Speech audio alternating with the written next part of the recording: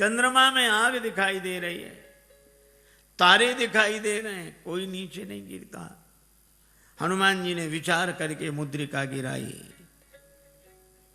और मुद्रिका में लिखा है राम नाम। मां संकट के समय तो राम नाम का ही स्मरण करो। यह मुद्रिका कहां से आई, किसने दी?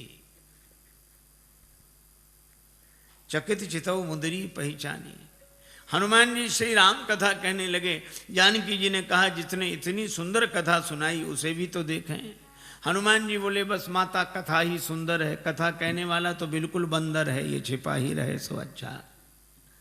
पर जानकी माता बोली बंदर ही सही, कथा सुनाने वाला तो सुंदर आवे।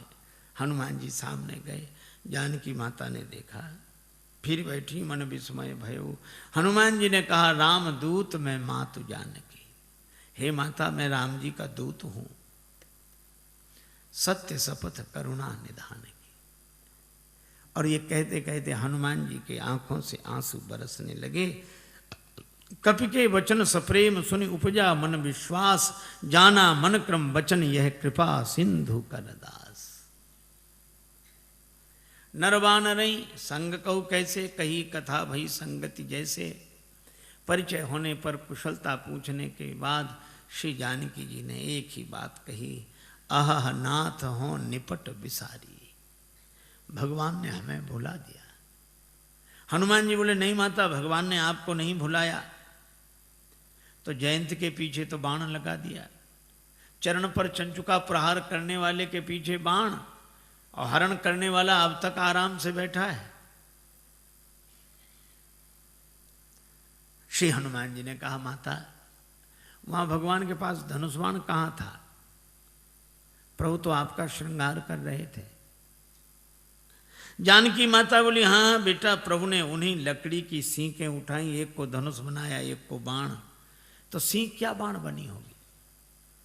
नहीं नहीं, प्रभु का संकल्प है।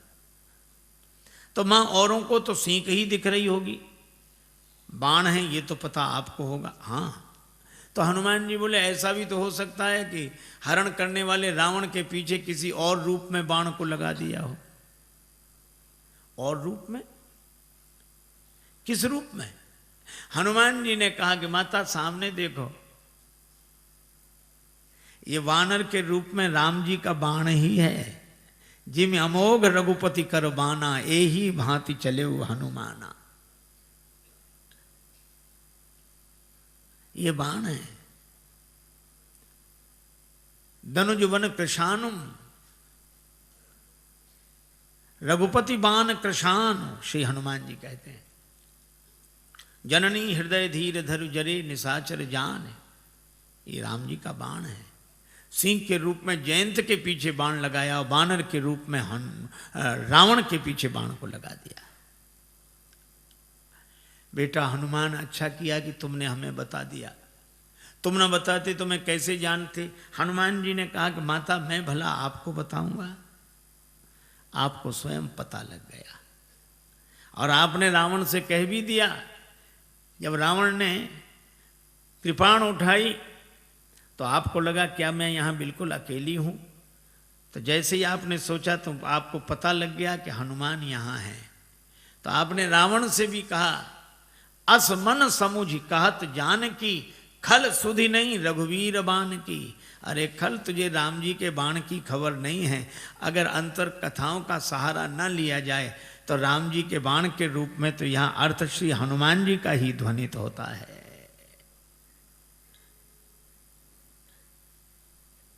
हनुमान जी बोले माता चिंता मत करो, राम जी आएंगे, साथ में हम सब लोग रहेंगे। अब इतने छोटे से हनुमान जी श्री जानकी माता से कहें कि निश्चिंत रहो, हम लोग रहेंगे। जानकी माता बोली बेटा सभी बानर तुम्हारे जितने हैं।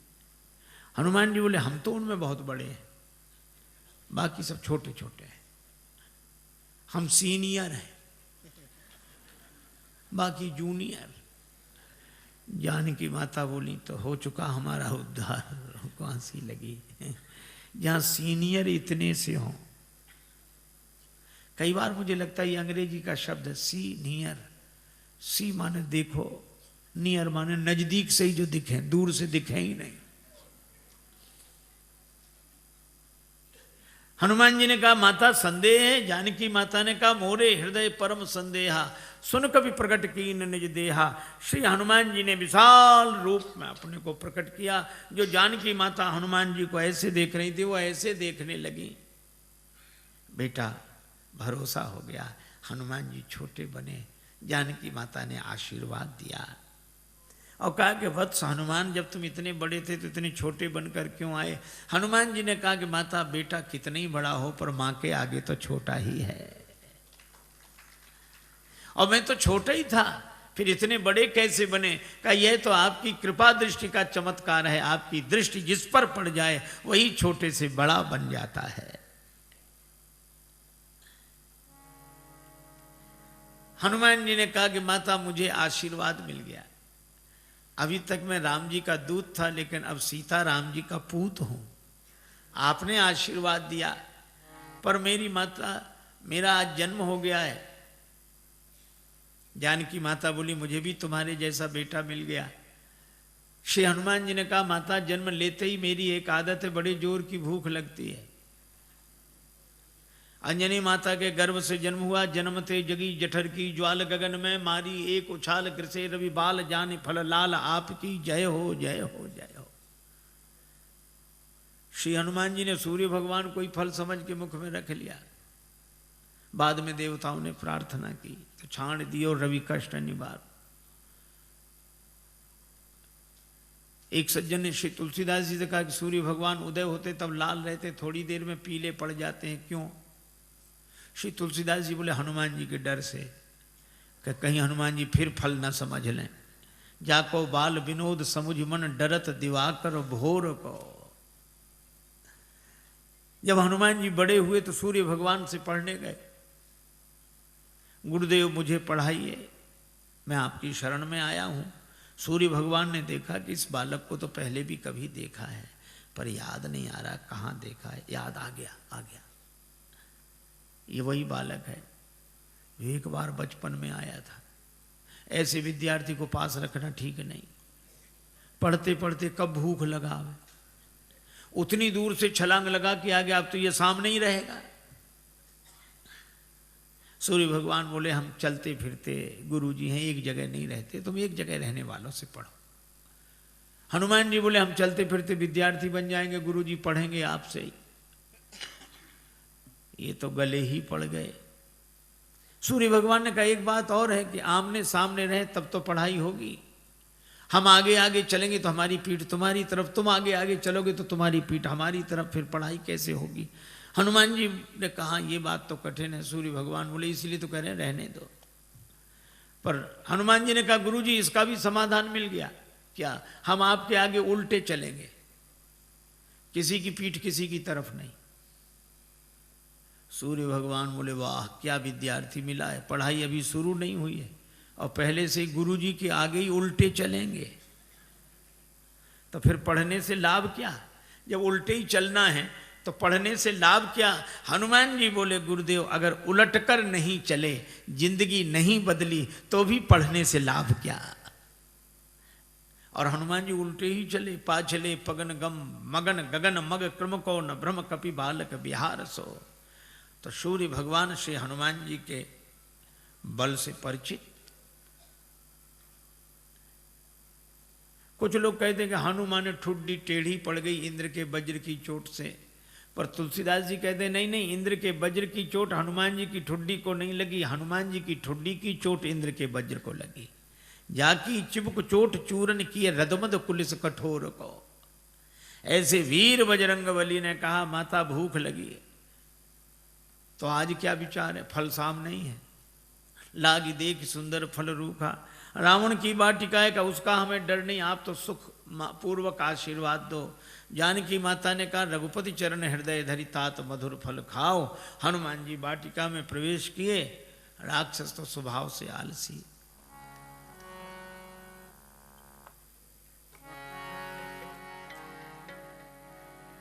चले नाई सिर पैठी बागा, चले नाई सिर पैठी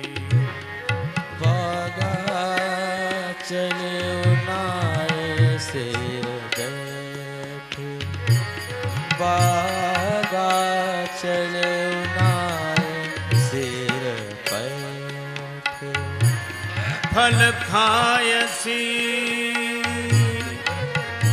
तरु तोरे लागा सिर पे नाद चले उनाए सिर गए बागा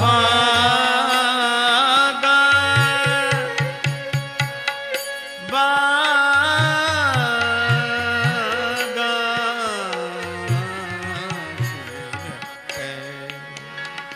बागा चले उनाए सिर गए।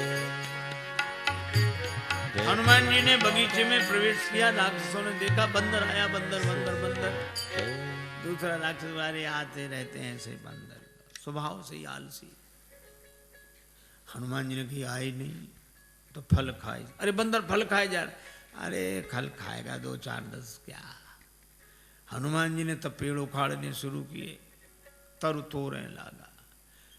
अब पेड़ उखाड़, अब इनको होश आया कि रावण को क्या जवाब देंगे, पेड़ ही गायब। क्या कर रहे हो? हनुमान जी ने कहा तुम्हारी प्रतीक्षा, आओ। और जो आए सो हनुमान जी गदा की जरूरत ही नहीं पड़ी। जिस पेड़ के फल खा रहे थे वही पेड़ उखाड़ के राक्षसों पे मारा। कुछ बच्चे गए पुकारत कछु अधमारे, अधमरे थे वो गए। अच्छा जो पिट कर जाएगा डरा हुआ वो लंबी बात नहीं बोल पाता, हाँफ रहे थे। रावण ने कहा क्या हुआ? नाथ एक आवा कपी भारी, 2 ही 2 अक्षर मिलेंगे इस पंक्ति में।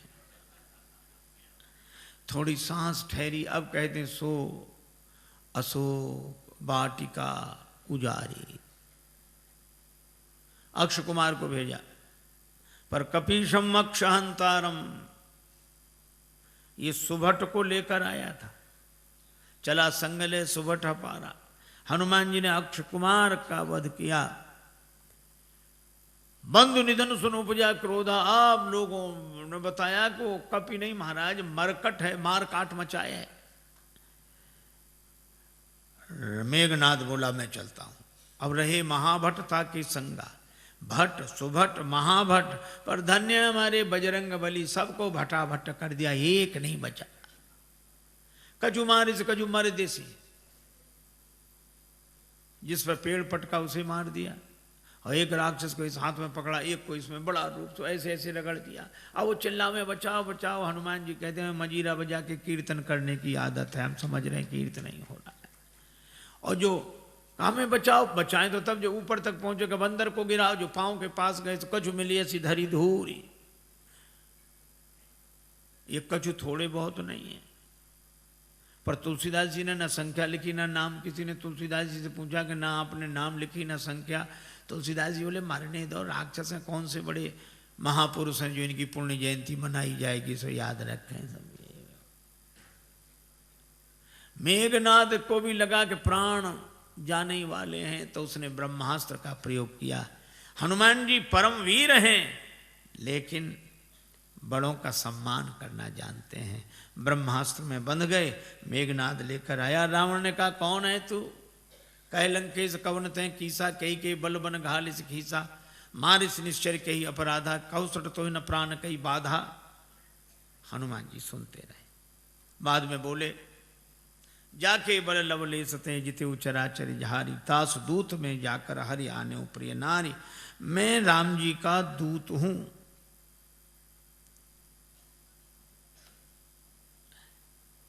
विनती करता हूं, विनती करो जोरी कर रावण सुनो, मान तज मोर सिखावन।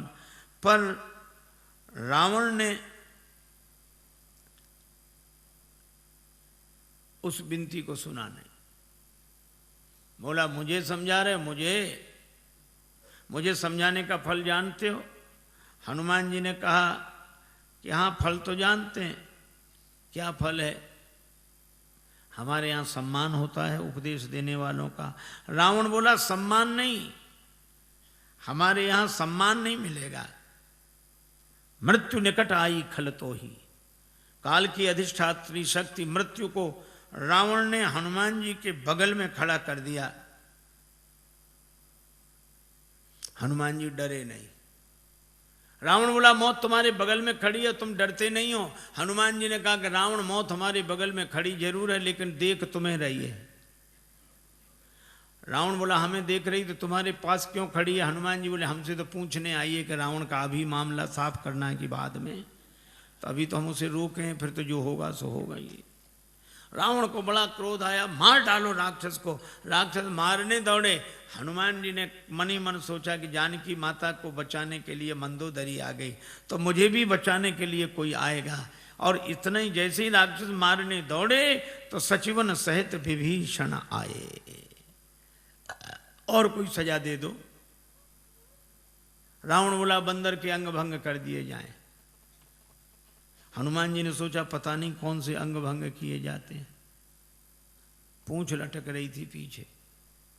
रावण ने कहा अंग भंग करो, तो हनुमान जी ने पूंछ पकड़ी दोनों हाथों से, माथे से लगाते, पूंछ को देखते फिर माथे से, 2 बार ऐसा किया। रावण बोला समझ गया समझ गया, कपि के ममता पूंछ पर, इसकी ममता पूंछ पर है, सबई कहो समझाए। हनुमान जी ने सोचा कहीं ऐसा ना हो रावण ये कह दे कि एक तलवार मंगाए के पूंछ देहु कटवाए। सरस्वती माता की ऐसी कृपा हुई। रावण बोला तेल बोरी पट बांध पुनि पावक देहु लगाए, बचन सुनत कभी मन मुस्काना, भई सहाय सारद में जाना। राक्षसों ने वही रचना की। तेल तो खत्म, घी खत्म। रावण बोला मूर्खों घी के लिए कहा किसने था? हमने कहा था तेल बोरी पट, तुमने घी। राक्षस बोले हमने सोचा बंदर की पूंछ में थोड़ा बहुत लगेगा, वो तो बढ़ती जा रही है। रावण बोला तेल में ही डुबो कपड़े। हनुमान जी के पास गए कि घी नहीं तेल। हनुमान जी बोले जैसी जिसकी श्रद्धा हो, हमें सब स्वीकार है। अच्छा आपने कभी विचार किया कि रावण को हनुमान जी की पूंछ से क्यों चिढ़ है? रावण को हनुमान जी की पूंछ से चिढ़ है क्यों? आपने देखा होगा पूंछ अंग विशेष को कहते हैं और प्रतिष्ठा को भी पूंछ कहते हैं। कई बूढ़े लोग घर के बाहर मिलते हैं उदास, उनसे पूछो क्यों, क्या बात है? कुछ नहीं, फिर भी अब इस घर में हमारी कोई पूंछ नहीं रही। बोलो है पूंछ की परेशानी की नहीं। उनके घर गए, चाय की कौन कहे, पानी तक के लिए नहीं पूछा। बेटे से कहो तुम पिता को नहीं पूछते हो, वो कहता पिताजी ने हमसे पूछकर काम किया कभी कुछ? सब जगह पूंछ की ही समस्या, और हम अपनी पूंछ आगे रखते हैं पीछे नहीं। और रावण को भी हनुमान जी की पूंछ से ही चिढ़ है। रावण को लगता है लंका हमारी और हमारे यहां इनकी पूंछ।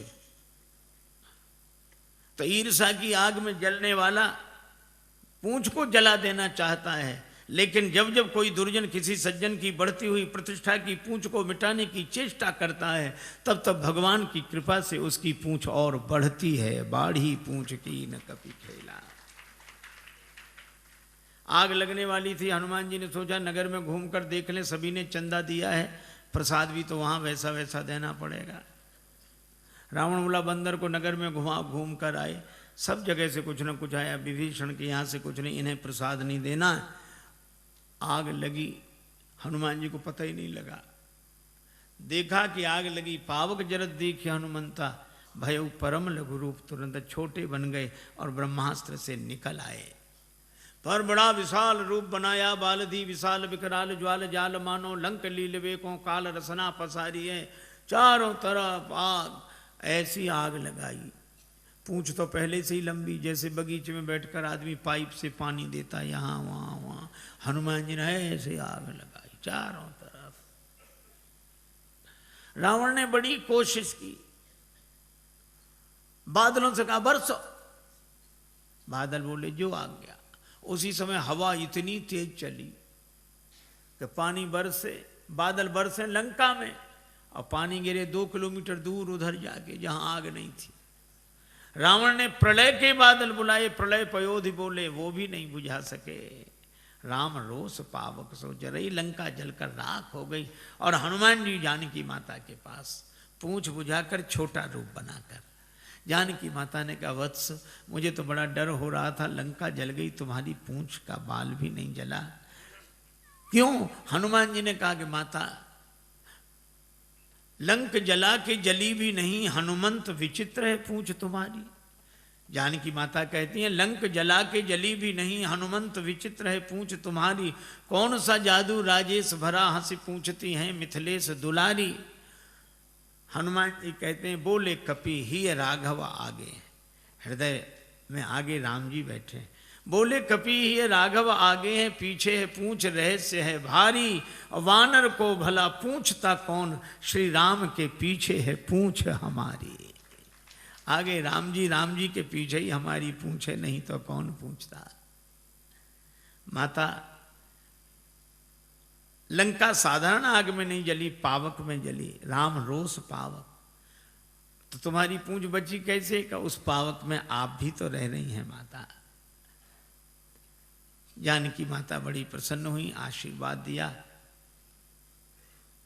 चूड़ामणि लेकर हनुमान जी विदा हुए। जानकी माता ने कहा कि प्रभु को प्रणाम कहना। संदेशा लेकर हनुमान जी आए। भगवान को पता लगा। हनुमान जी ने कहा कि जानकी माता की अत्यंत विपत्ति है। भगवान बोले विपत्ति तो तब होती है जब कोई भजन न करे, पर जानकी माता भजन कर रही तो अति विपत्ति। इसका अर्थ कोई भजन करे तो अति विपत्ति, न करे तो केवल विपत्ति। हनुमान जी ने कहा हाँ प्रभु। कहा कैसे? कहा कोई भजन करता है तो वह भगवान को याद कर रहा है, कोई भगवान को याद न करे तो विपत्ति, लेकिन कोई भगवान का भजन करे और भगवान ही उसे भूल जाए तो अति विपत्ति। श्री सीता जी ने आपको नहीं भुलाया, आपने सीता जी को भुलाया। नेत्र भर आए भगवान के। हनुमान मैं तुमसे उऋण नहीं। हनुमान जी चरणों में गिर गए। भगवान उठाना चाहते हैं, हनुमान जी उठना नहीं चाहते। प्रभु मैं बालक हो गया जानकी माता के यहाँ जाकर, अब बालक की मर्जी, उसे उठना होगा उठेगा, नहीं उठना होगा तो नहीं उठेगा। उठो उठो हनुमान, हम भी तुम्हें हृदय से लगा लें। हनुमान जी बोले चरणों में अच्छे मिलेंगे तो आधी जिम्मेवारी हमारी, आधी आपकी, और जो आपके चरणों में गिर जाता है उसकी पूरी जिम्मेवारी आपकी। भगवान हनुमान जी को उठाकर हृदय से लगाते हैं। वानर वाहिनी के संग प्रस्थान करके समुद्र किनारे आए। पुल बनना है। विभीषण जी कहते महाराज समुद्र से विनती करो, लक्ष्मण जी कहते सुखा डालो। भगवान ने कहा ऐसे ही करो। 3 दिन विनती की, नहीं माना। लक्ष्मण धनुष बाण लाओ, और समुद्र विप्र रूप में सामने आया। महाराज क्षमा करें। भगवान ने कहा कि वानर वाहिनी कैसे उतरे, उपाय बताया। नल नील के स्पर्श किए हुए पत्थर पानी में तैरेंगे, पुल बनाइए, और इस बाण से मेरे उत्तर तट पर रहने वाले राक्षसों को समाप्त कर दीजिए। अब देखो कितनी अद्भुत बात है। कोई न डूब रहा, उसके गले में पत्थर बांध दो तो जल्दी डूब जाता है, और पत्थर को कितनी भी ऊंचाई तक फेंको पर आएगा नीचे। ये पत्थर मानो कर्म का स्वरूप है, कर्म कितना ही ऊंचा करो अंत में नीचे लाएगा।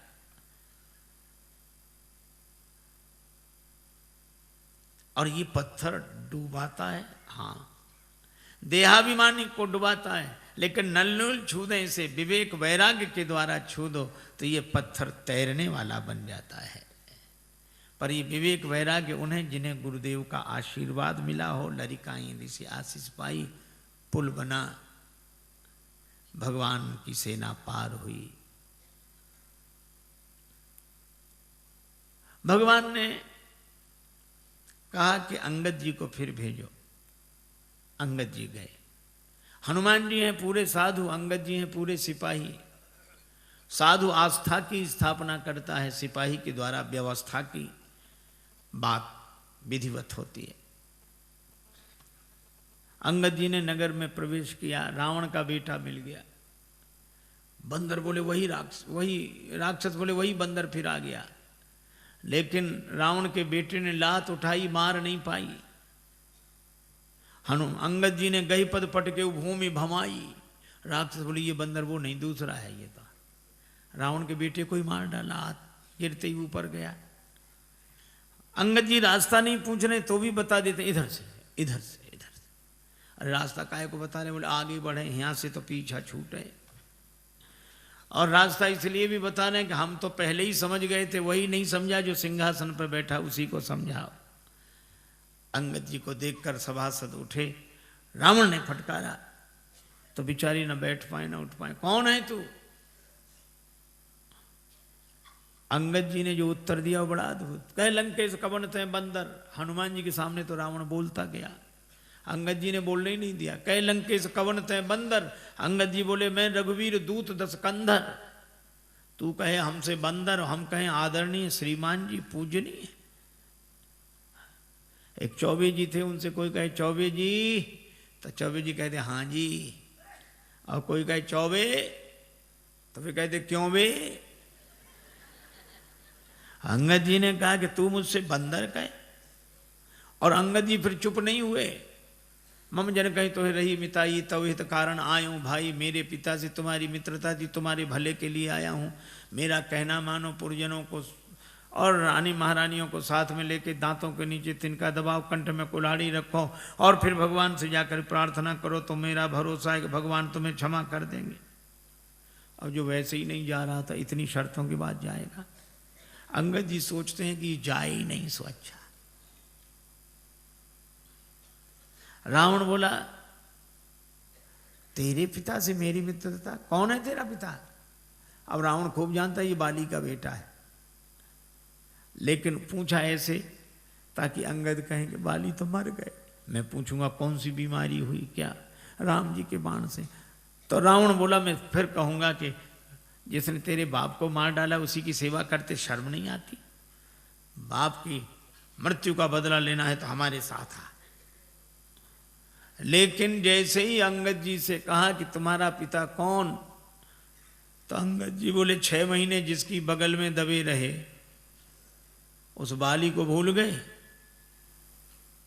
रावण ठाका लगा, बोला हाँ हाँ हाँ हाँ हाँ हाँ रहा बाली वानर में जाना। आजकल बाली कहाँ है? अंगद जी बोले 8-10 दिन में तुम भी वहीं पहुंच जाओगे जहां बाली है। वही कुशलता बताए। रावण बोला तुम्हारे कठोर वचन में सहन कर रहा हूं क्योंकि मैं धर्मात्मा हूं। अंगद जी बोले तुम्हारे जैसा धर्मात्मा कौन? परित्य हरण करने वाला तो धर्मात्मा तुम ही हो। शर्म नहीं लगती? डूब न मरो धर्म व्रत धारी। रावण ने कहा तू मुझे नहीं जानता, मैंने अपने सिर काट काट कर शंकर जी को चढ़ा दिए, मैं वीर हूं। अंगद जी ने कहा इंद्रजाली अपना पूरा शरीर काट देता है, कोई उसे सेना में भर्ती नहीं करेगा कि बड़ा वीर है। मैंने जला दिए सिर। अंगद जी बोले जरा ही पतंग विमोह बस, पतंगे रोज जलते हैं। दूसरे दिन अखबार में खबर नहीं छपती कि पिछली रात इतने पतंगे वीर गति को प्राप्त हुए। ये कोई वीर गति है? मैं कैलाश पर्वत उठा लिया, इतना भार उठाने वाला हूं। अंगद जी बोले जानवरों में सबसे ज्यादा बोझ गधा उठाता है। भार वहीं खरबरंद ते नहीं वीर कहा वहीं समझ देख मति मंद। रावण बोला मैं चलता हूं तो धरती हिलती है। अंगद जी बोले तुम्हारे चलने से हमारे राम जी के छोटे भैया लक्ष्मण जी बोलते हैं तो धरती हिलने लगती है। लखन सकोप वचन जब बोले डगमगान मही दिग्गज डोले।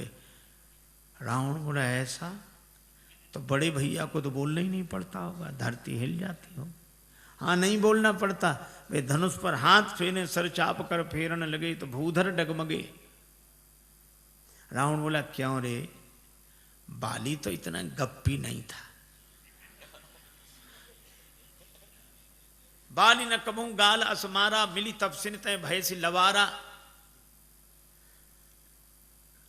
अंगद जी बोले करके दिखाऊं? जब ते कीन राम के निंदा क्रोध बंत अति भयो कपिंदा कटकटान मही कुंजर भारी। 2 भुजदंड तमक मही मारी और जो पृथ्वी पर प्रहार किया डोलत अवनी। धरती हिल गई सभासद खसे। रावण के मुकुट गिरे, छीना झपटी मची, 6 मुकुट रावण ने सिर पर लगाए, 4 मुकुट अंगद जी ने राम जी की शरण में भेज दिए। अब विचार करो 10 सिर और 6 मुकुट कितने सुंदर लग रहे होंगे। लेकिन रावण से किसी ने कहा कि सुंदर नहीं दिख रहे। बोले भले ही सुंदर न लगे, 2 तो ज्यादा हैं इधर। अंगद से कहा उठा के फेंक दो इसको, राक्षसों को फेंक दो। अंगद जी बोले बाद में फेंकना, पहले चरण हिला दो। सभी राक्षस गए, चरण नहीं हिला। तासु सभा की ओ कठिन प्रण जय तौल्यो कैलाश, तुलसी प्रभु प्रभुता कहो कि सेवक को विश्वास। अंगद जी का पांव नहीं हिला। तुम ही बचे हो। रावण आया, जैसे ही चरण पकड़ने लगा अंगद जी ने पांव हटा लिया। रावण बोला यह क्या किया? अंगद जी बोले झुकना यहां सिखा रहे हैं, पर चरण पकड़ना हो तो भगवान का पकड़ो। साधु वही है झुकना अपने चरणों में सिखाए, पर चरण भगवान का पकड़ाए। रावण को बड़ा बुरा लगा, लेकिन करता क्या। अंगद जी आए, राम जी से कहा कि युद्ध अवश्यम भावी है। दूसरे दिन से युद्ध आरंभ हुआ।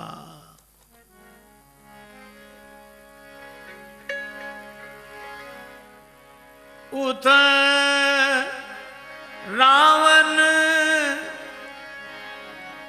इत राम दुहाई,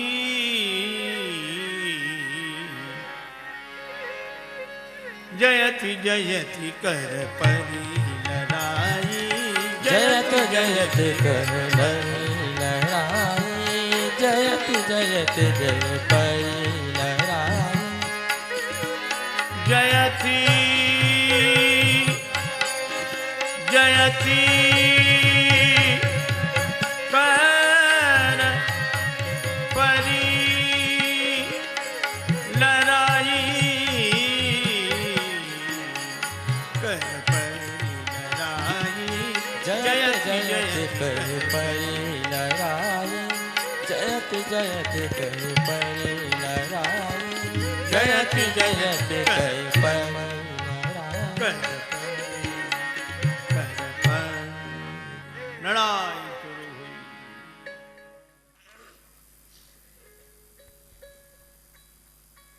मेघनाद आया। हनुमान जी जहां लड़ते मेघनाद उस दरबार